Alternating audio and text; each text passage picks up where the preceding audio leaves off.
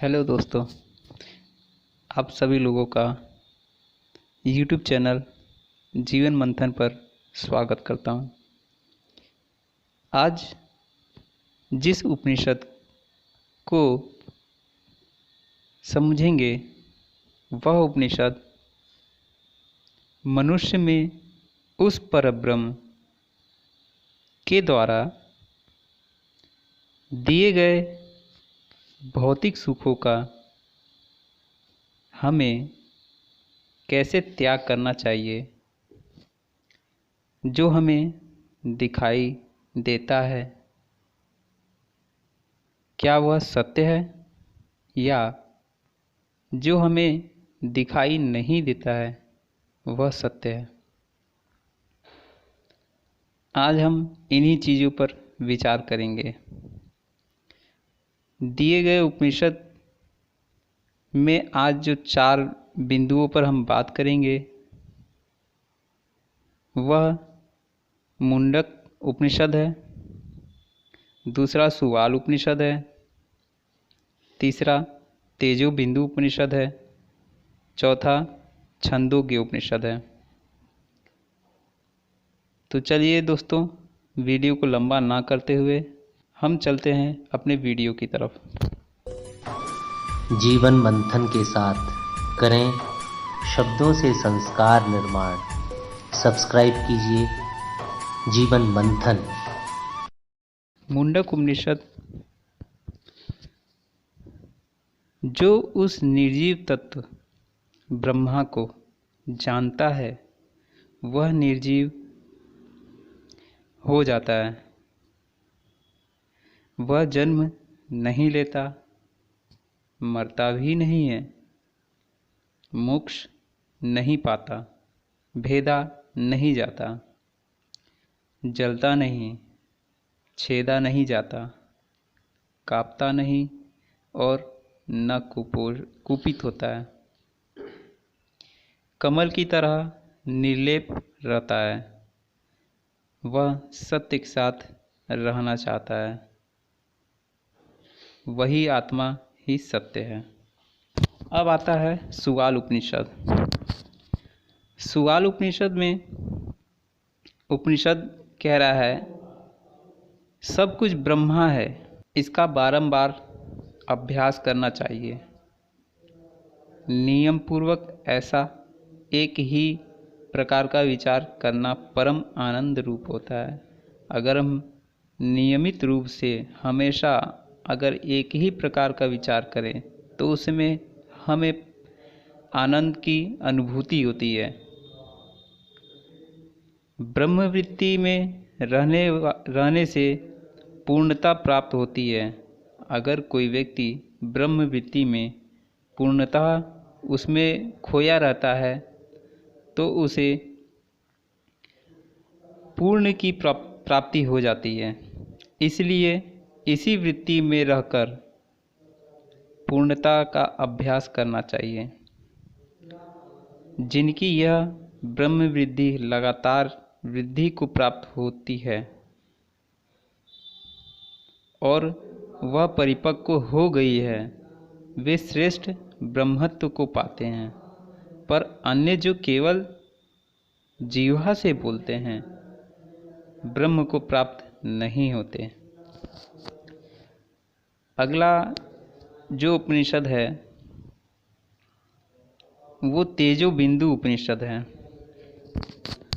तेजो बिंदु उपनिषद कहता है आत्मा और परमात्मा का ही रूप है।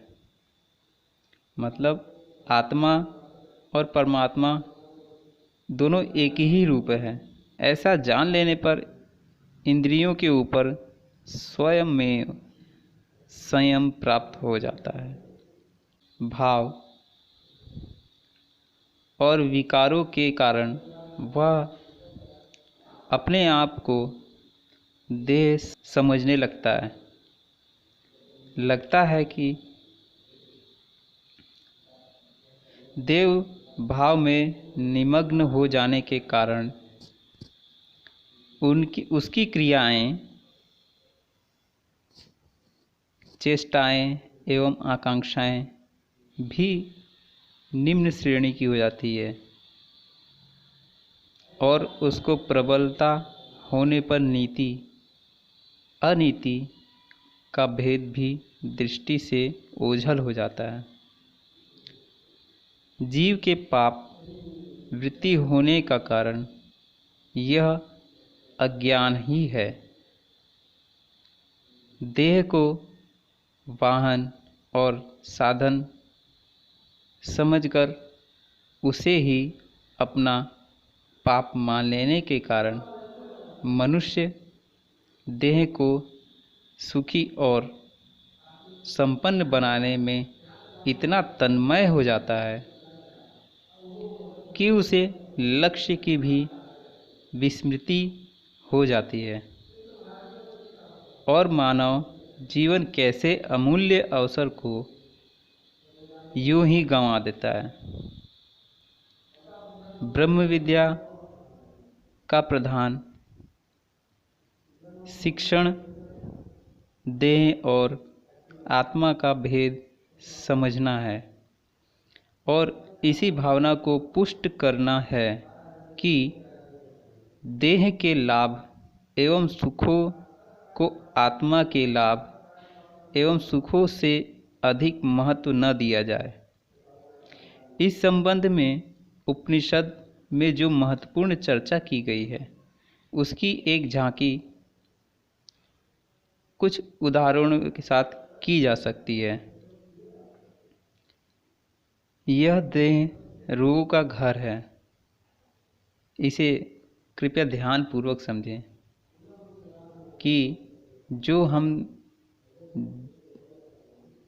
देखते हैं या जो इस शरीर के तरफ हम आकर्षित होते हैं, क्या वह सत्य है या असत्य है। उपनिषद हमें ये बता रहा है